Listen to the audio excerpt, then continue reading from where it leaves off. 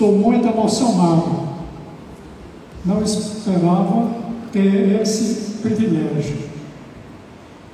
Isso me diz, e acaricia muito o meu ego, que eu cumpri o meu papel como docente. E isso é uma alegria muito grande, vocês não têm ideia. Não faz muito tempo que, tomado de surpresa e alegria, recebi uma ligação da minha querida amiga, doutora Ana Lúcia Nocrato. Era um inesperado convite para a celebração festiva destes 50 anos de atividade hipocrática. Dos médicos formados em 1974 pela Faculdade de Medicina da UFC, nada poderia me causar maior satisfação. Por isso estou aqui, novamente feliz, me sentindo agraciado por todos vocês. Lembrei-me que meu pai dizia, abro aspas, mais importante do que receber homenagens é realmente ter feito por merecê-las, fecho aspas. Senti renovada a alegria que tive ao proferir a aula na saudade, parte da comemoração de 30 anos de formatura desta mesma turma. Era a inspiração que me faltava para escrever o livro Medicina, a última profissão romântica.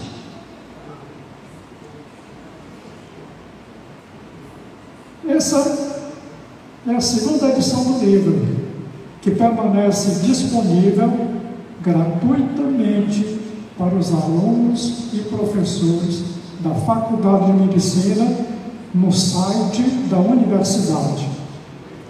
Na mesma ocasião, voltei ao longínquo ano de 1971, quando, tendo concluído o estudo das disciplinas básicas, com entusiasmo e juventude, esta turma iniciava uma nova e empolgante etapa da graduação em medicina. Todos sentiam mais próximo o tão aguardado novo tempo. Aí eu abro aspas. Em novo tempo serei criança. Nenhum gorjeio ou bosque seria estranho. Qualquer cachoeira ou riacho há de refrescar meu corpo e saciar a minha sede.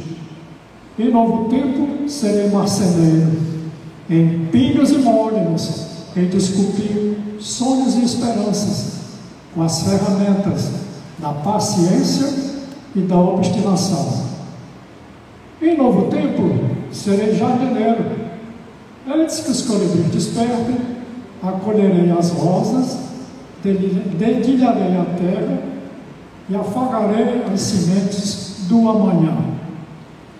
Em novo tempo, serei médico. Atento às intempéries do corpo e da alma, saberei preservar em cada um dos meus atos profissionais a pureza da criança, a determinação do marceneiro, a sensibilidade e a leveza das mãos do jardineiro. Fecho aspas. Agora, não são somente os livros necessários. Será preciso entender a medicina como a mais admirável das alquimias, resultando de uma poderosa combinação entre ciência, arte e magia. A pesquisa médica é fundamentada na metodologia científica, mas o ato médico vai muito além. Enxergar a ação do médico unicamente pelo viés científico é uma visão reducionista e empobrecedora. É hora de aprender os segredos da importante relação médico-paciente, tendo aulas práticas com os professores, nos ambulatórios e enfermarias do hospital universitário. Para tornar-se um bom médico, o estudante de medicina deve, antes de tudo, exercitar o domínio de 3 virtudes indispensáveis ao ofício mais nobre de todas as profissões: a compaixão, o acolhimento e a disponibilidade. O que é ter compaixão? É, sobretudo, participar da infelicidade alheia, mobilizando forças em seu auxílio. Mas não basta ter compaixão. A arte da medicina está em escutar com empatia e transmitir confiança, procurando entender tudo o que foi dito e o que o paciente quis e não conseguiu dizer. A principal atitude de acolhimento consiste em escutar. Hoje ninguém quer escutar ninguém, mas o médico é pago para escutar, ele tem a obrigação de escutar. E deve ter, não só obrigação, ele deve ter vontade de sentir que é importante acolher o paciente. A arte da medicina está em escutar com empatia, procurando entender o que foi dito e que o paciente não conseguiu. A principal atitude de acolhimento consiste em escutar. Todo paciente que procura o médico encontra-se, de algum modo, fragilizado. Ninguém procura o médico se não estiver fragilizado. Pode ser uma fragilidade física e pode ser uma fragilidade emocional, mas é uma fragilidade. A atitude de acolhimento é, em si mesma, uma ação terapêutica de grande valor. Vocês sabem que os psicólogos atuam terapeuticamente ouvindo, né? Ouvindo. O que eles fazem mais é ouvir, não é falar nada, é escutar. Ouvir com real interesse o que o paciente tem a dizer é o passo inicial para uma relação médico-paciente favorável ao restabelecimento do equilíbrio emocional, da melhora dos sintomas e mesmo da cura. Saber escutar é uma prodigiosa arte, um valioso instrumento diagnóstico, uma das mais efetivas ferramentas terapêuticas à disposição do médico. Arte que desde cedo deve ser ensinada ao estudante de medicina. Um instante. Ouçamos o que tem a nos dizer Mário Quintana, o paciente poeta deste quarto. Abro aspas. Este quarto de enfermo, tão deserto de tudo, pois nem livros eu joguei, e a própria vida eu a deixei no meio, como um romance que ficasse aberto. Que me importa este quarto, em que desperto como se estivesse em quarto alheio? Eu olho ao céu, imensamente perto, o céu que me descansa como um seio, pois só o céu é que está perto. Sim, tão perto e tão amigo, que parece um grande olhar pousando em mim. A morte deveria ser assim, um céu que pouco a pouco anoitecesse e a gente nem soubesse que era o fim. Fecho aspas. A magia da medicina se mostra quando o médico, compartilhando a infelicidade do paciente, o acolhe com a atitude confortadora e, unindo o prestígio e a nobreza da profissão ao seu carisma pessoal, promove imediato alívio dos sintomas. Qual bom médico que, ao chegar na residência do paciente, não ouviu: abraço, doutor, o seu cliente estava muito mal, foi só o senhor chegar e está quase bom. Fecho aspas. Lembro de uma senhora de 82 anos, portadora de doença respiratória crônica, que a sufocava e mantinha presa a uma cadeira de rodas, dizendo ao médico que a atendia em seu domicílio. Abro aspas. Se o senhor viesse me ver todos os dias, eu não sentiria nada. Estaria sempre muito alegre e feliz. Fecho aspas. Cabe ao estudante, desde já, ter consciência desse lado mágico que faz do médico um poderoso fármaco que tranquiliza e dá ao enfermo um pouco de alívio para suportar a doença que, sem mais responder aos medicamentos, inexoravelmente segue seu curso. É importante reconhecer que muitas vezes o médico não consegue a cura, mas sempre é possível, de forma acolhedora, minimizar o sofrimento físico e psicológico de quem padece.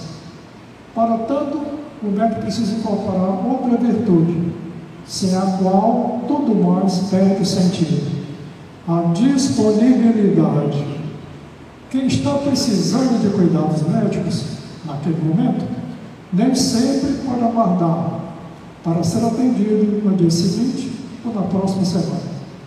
Hoje, se ele for atendido no dia seguinte ou na próxima semana, ele está muito feliz, porque às vezes ele vai esperar meses, né? Às vezes o paciente precisa apenas ouvir uma palavra do seu médico. Uma palavra do seu médico. Quem está precisando de cuidados médicos naquele momento, nem sempre pode aguardar para ser atendido. O tempo de espera angustia e pode ser decisivo na definição do prognóstico. O médico será sempre mais valioso por sua disponibilidade do que pela coleção de honrarias e diplomas que possa ostentar. Eu tenho visto as coisas interessantes. Eu tenho visto colegas com um currículo vitae, com milhares de diplomas, de diplomas, de cabeças. Eu fico pensando, e qual era o tempo que ele tinha para atender os doentes dele? Os grandes mestres que eu tive na faculdade de medicina, vou citar o professor Paulo Marcelo, professor doutor Belgraçado, não tinham grandes currículos, não, mas eram homens de beira de leito. Todo dia eles estavam ali, atendendo, estudando e atendendo, e ensinando.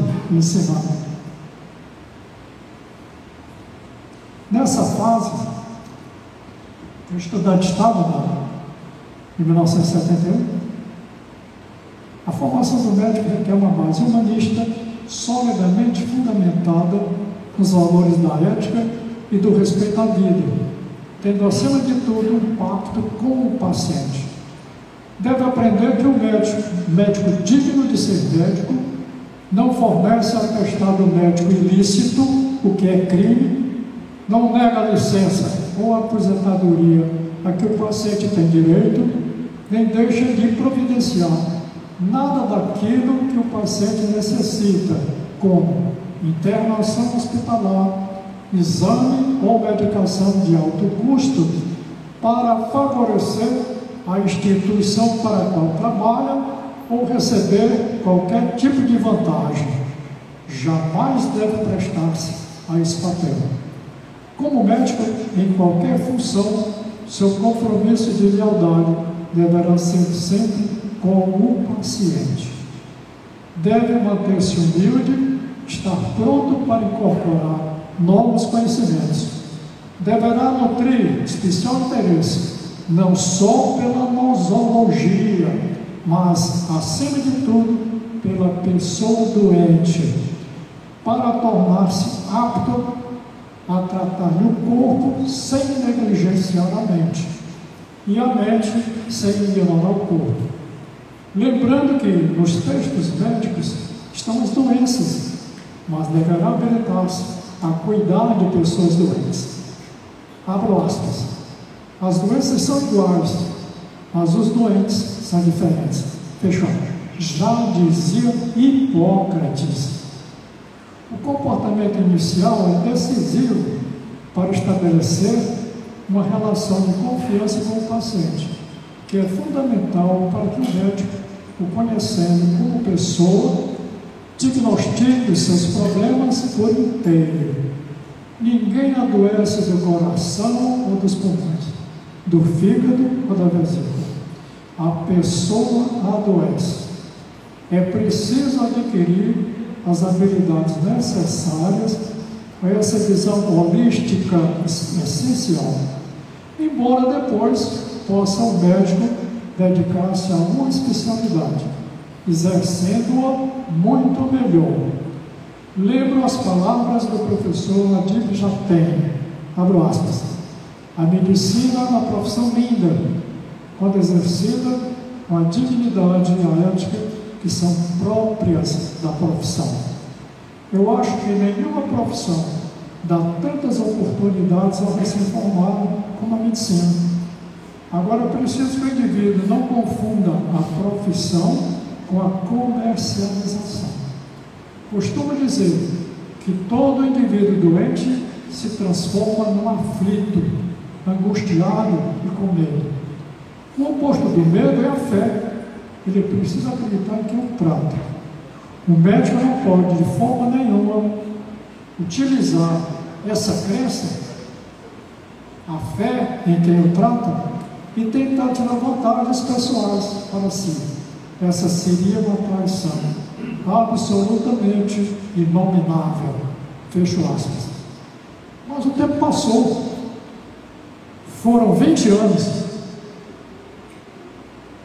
com muitas oportunidades de ativa participação nas mais diversas áreas de atuação médica, onde cada um escolheu o caminho dentro da sua especialidade, sempre trabalhando muito, estudando bastante para obter destaque profissional, e com ele a admiração e o respeito dos clientes e dos colegas.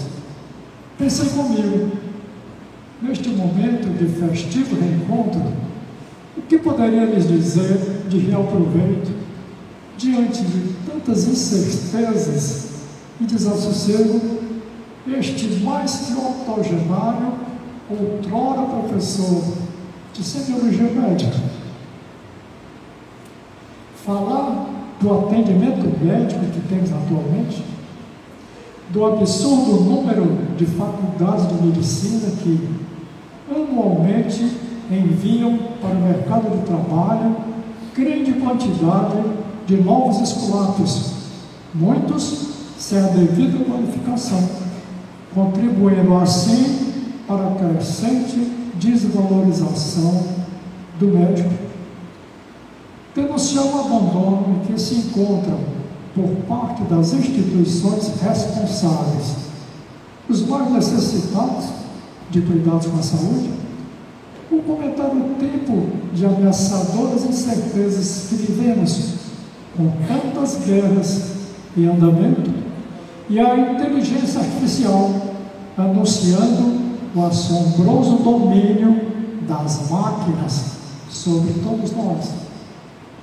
Presenciando tantos absurdos, Martin Luther King Jr.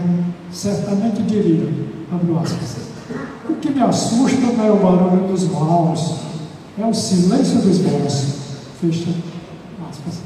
Não, hoje é um dia de festa.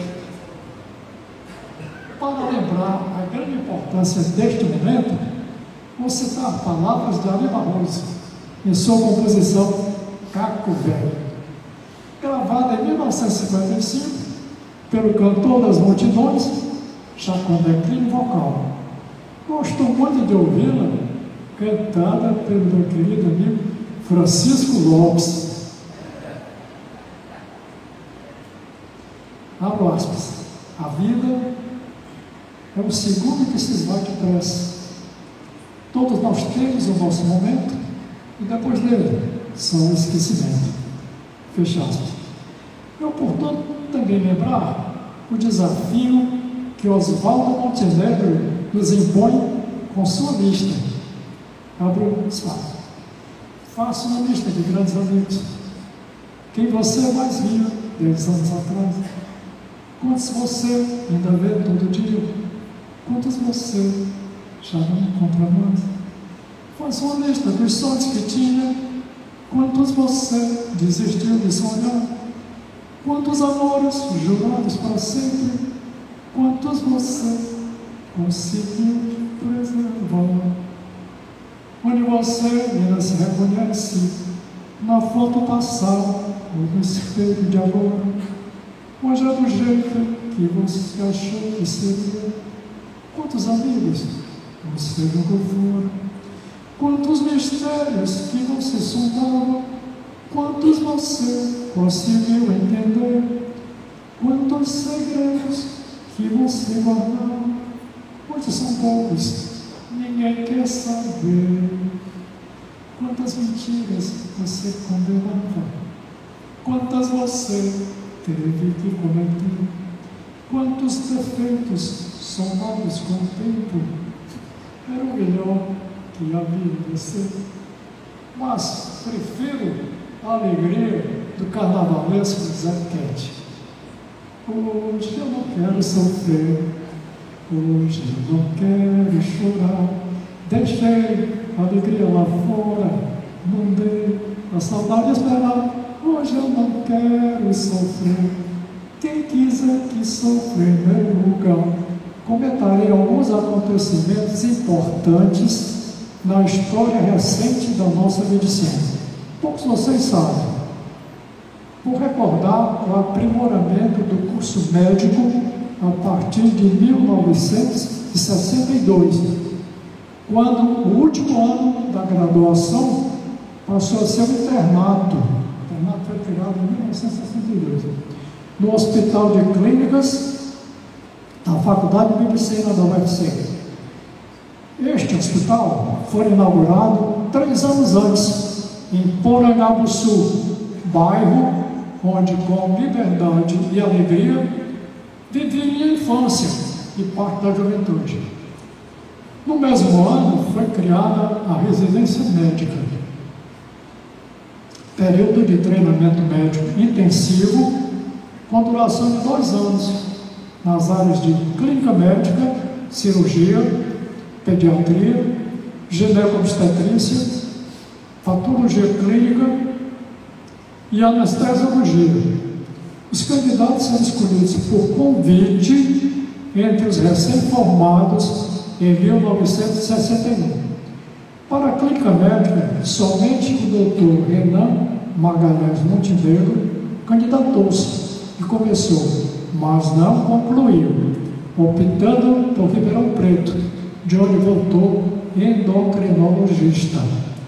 Na realidade, os primeiros que completaram a residência médica em clínica foram os doutores Elis Giovanni Pontano Salomão e Pedro Mauro Rola de Souza, da turma de 62. Por reconhecido mérito, foram imediatamente contratados como docentes. Naquela época, não havia concurso para ingressar na docência da Faculdade de Medicina. A residência médica não estabelecia vínculo empregatício com os médicos residentes. Eram pagos através de uma espécie de bolsa de estudo. Foram imensos os progressos obtidos a partir da residência médica, algo que talvez venha a ser definitivamente integrado ao curso médico. Vamos conversar um pouco sobre os muitos avanços da medicina que presenciamos desde então. Quando eu ainda era estudante, para o tratamento do renal crônico, vi surgir a diálise peritoneal. Algum tempo depois, a hemodiálise e, finalmente, o transplante renal. Testemunhei a endoscopia digestiva, evoluí do endoscópio rígido. Vocês não têm ideia, o cidadão engoliu uma vara. Era impressionante. Para o flexível. Com a flexibilidade do endoscópio, surgiu a colonoscopia, sendo atualmente exame imprescindível na prevenção e diagnóstico do câncer de colo. A endoscopia digestiva desbancou o esofagograma, a cenografia gastrodental e o enema opaco. Acompanhei também a insuficiência cardíaca congestiva sendo tratada com repouso no leito, digital, diurético e dieta com mínimo de sal. Muitos pacientes faleceram por causa da intoxicação digitálica e pelo tromboembolismo pulmonar, favorecido pela hemoconcentração, hiponatremia e excessivo repouso no leito. Para a hipertensão arterial, existiam poucos recursos, como a reserpina, a metildopa e os diuréticos. Na cardiologia foram muitos os avanços, não só o surgimento de diversas drogas efetivas no controle da hipertensão arterial, beta-bloqueadores, antiarrítmicos, tratamento conservador do infarto miocárdico e transplante cardíaco. Já beneficiaram pelo progresso da terapia intensiva e da imunologia. Nos últimos 50 anos, para todos nós, o acontecimento médico de maior tristeza ocorreu em 8 de janeiro de 1989. O infausto falecimento do querido e inesquecível professor Paulo Marcelo Martins Rodrigues, considerado, aspas, pai da medicina clínica e criador de uma importante escola de clínicos, que foram seus alunos e seguidores. Pelos muitos que o conheceram, é aceito como, abre aspas, divisor de águas, fecha aspas, da medicina clínica cearense, dividida entre antes e depois do professor Paulo Marcelo. Felizmente, o grande marco da história recente da medicina cearense foi a festiva inauguração do Hospital Geral de Fortaleza, em 23 de maio de 1969. Muito bem equipado, tendo um corpo médico selecionado por professores da Faculdade de Medicina e uma respeitável comissão de ética, inovou um pedagógico programa de formação médica visando seu corpo profissional, ao qual incorporou o internato e a residência médica.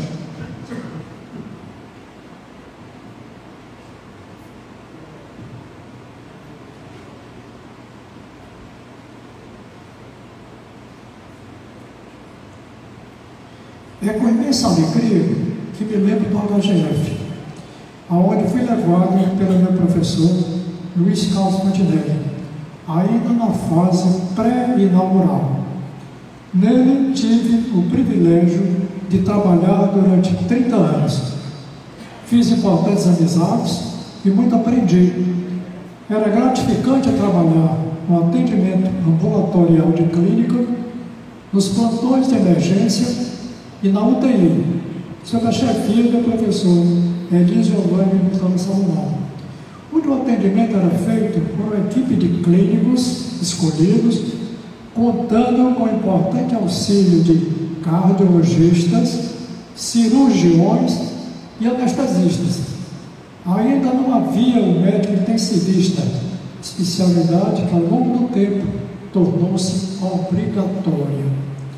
Testemunhamos a precária ventilação pulmonar, com BERT ser substituída por ventiladores mecânicos cada vez mais sofisticados. Poucos sabem que logo depois surgiu a primeira UTI em hospital privado aqui em Fortaleza, a Policlínica Fortaleza, organizada pelo professor José Nogueira Paz Júnior, que teve excelente formação clínica, gostava muito de eletrocardiograma e, após treinamento nos Estados Unidos, tornou-se cardiologista. Poucos sabem que ele, entre nós, foi o pioneiro do cateterismo coronariano, exame imprescindível ao desenvolvimento da cirurgia cardíaca. Esta, muitos anos depois, mostrou um grande salto ao evoluir da cirurgia com extracorpórea, até então realizada por vários cirurgiões, para a cirurgia com o coração batendo, algo fantástico, trazido até nós pelas santas mãos do Dr. Glauco Lobo, após aperfeiçoamento na França.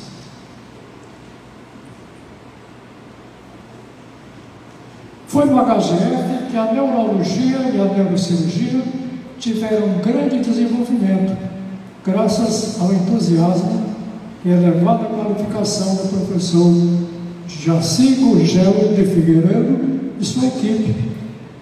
Sob o comando do Dr. Germano Riquet, a cirurgia plástica reparadora distou-se, proporcionando muitas alegrias aos pacientes beneficiados por ela.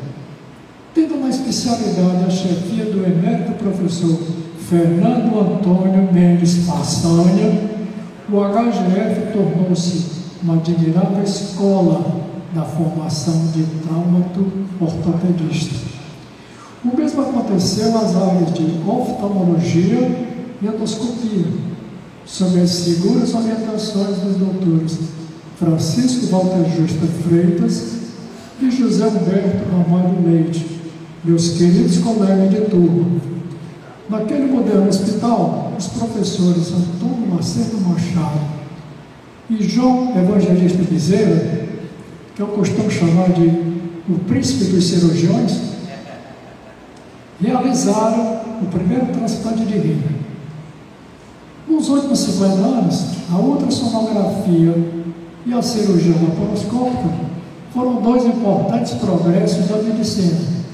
Observei a ultrassonografia se instalando na Avenida Padre Antônio Tomás, vizinho ao Hospital Batista, como resultado do esforço e dedicação do colega Douglas Bodjar, que na sexta-feira à noite, para o plantão de cirurgia no HGF, levava alguns livros com a grande novidade, abro aspas, a utilização da ultrassonografia como importante exame complementar em medicina, fecho aspas.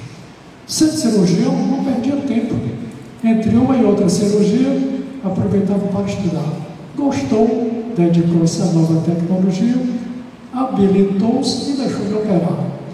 A ultrassonografia, por ser um exame não invasivo, de relativo baixo custo, muito solicitado, tendo sua sensibilidade e especificidade diagnósticas na total dependência do examinador, exige dele o tempo, o empenho e a competência necessárias. Aí é que está o problema. A maioria não tem tempo, faz o exame bem ligeirinho, não via a pedra na vesícula, vai fazer de novo, vira para um lado, vira para o outro, põe sentado, põe para a cabeça para baixo, até achar a pedra, e acha. Eu só confio naquele doutor que faz o exame para mim desse jeito. O cara que chega no ultrassom no meu consultório, pai, você deve ter um colocistite. Não, fiz exame normal, você vai fazer agora com o doutor aqui, ó. Então, a cirurgia, a laparoscopia tem esse problema.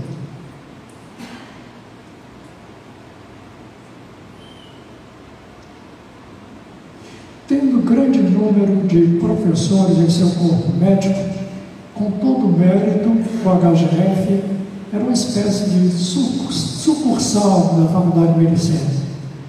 Não vejo como lembrá-lo sem mencionar a sua admirável ex-diretora, doutora Nilbe Maria Ribeiro Furtado Barbosa, estimada integrante da turma Guimarães Rosa, e o admirável casal de médicos, doutor José Miranda Carvalho Rabelo e doutora Maria dos Prazeres Ferreira Rabelo. Naquele hospital, o doutor Irã, além de dedicar-se ao atendimento dos pacientes no ambulatório e nas enfermarias, voltou-se para o ensino de internos e residentes, com incansável trabalho na Comissão de Controle de Infecção Hospitalar, visando o uso adequado de antimicrobianos e cuidados pré- e pós-operatórios. Não foi menor a participação da doutora Prazeres na construção e destaque da moderna pediatria do HGF. Peço a anuência de todos vocês para, neste momento, Só um minuto. Prestar pequena homenagem ao meu amigo e irmão, que lamentavelmente partiu antes do devido tempo. Abro aspas. Caro amigo Irã Rabeiro, ouço o que tenho a dizer, falando a bem da verdade. Desde criança conheço, vou revelar o apreço que tenho a essa amizade, que vem do antigo ginásio que houve na Praça do Carmo, onde, educado e franzino, entre os primeiros da turma estava aquele menino. Crescendo, aluno em destaque, a perfeição fascina. No futebol era um craque, mas preferiu medicina. Acima do bem e do mal, dela fez sua paixão, com um amor sem igual. A lealdade é seu credo, não vê defeito em amigo. Sua marca, a fidelidade, e ser rigoroso consigo. Amigo que nunca falta, junto percorre o caminho. Mesmo enfrentando o cansaço, não deixa o amigo sozinho. Com a mesma afeição em alta, aceite o abraço forte deste irmão, amigo, Martim.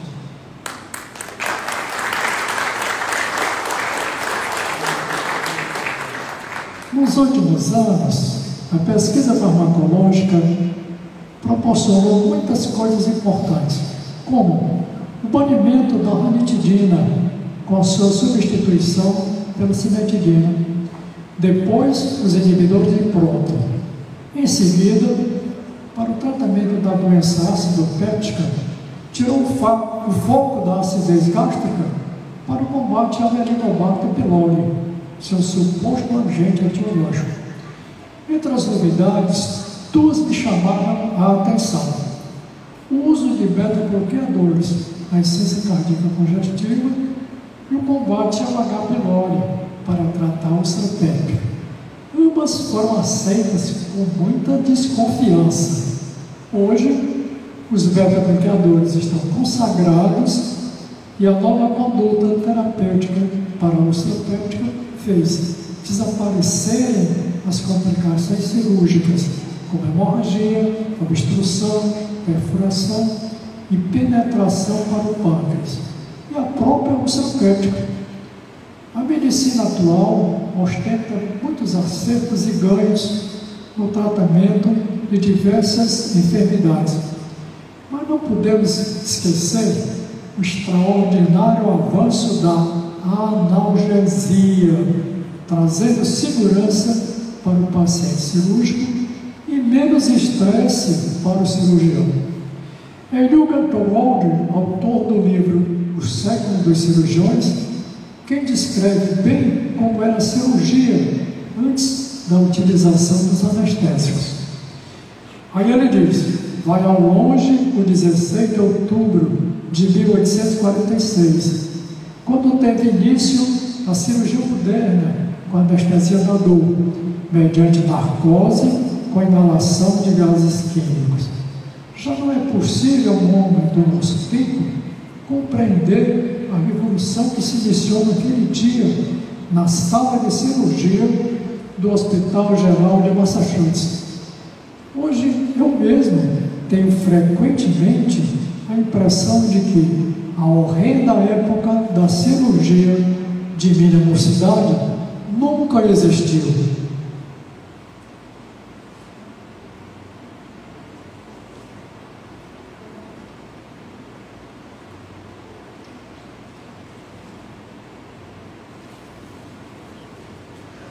A leitura do livro de Eiljugan Towalder diz muito da histórica importância da analgesia, que condenou tem sido aperfeiçoado até os dias de hoje.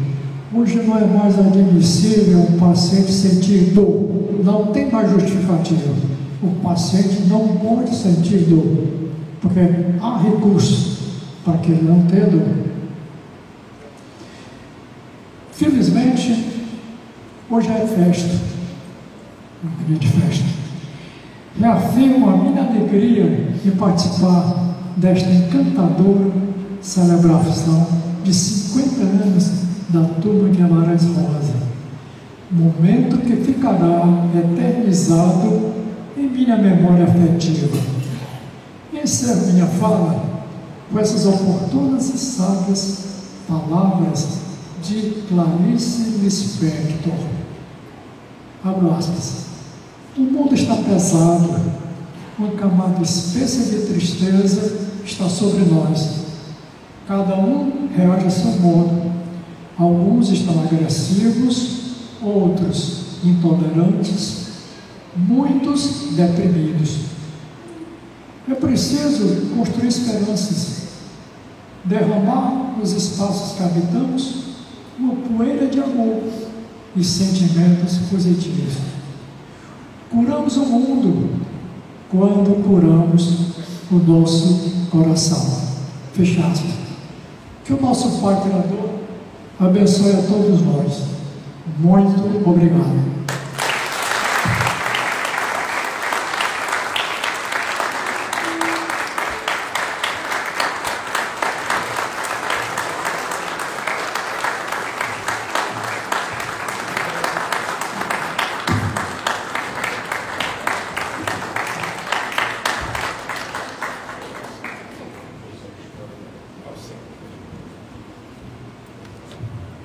Muitos e mais aplausos.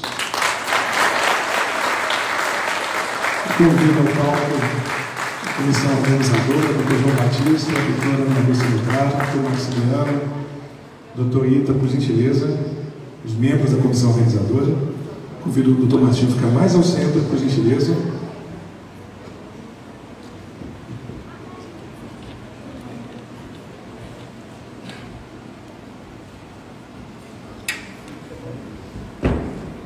Ele fica ao centro.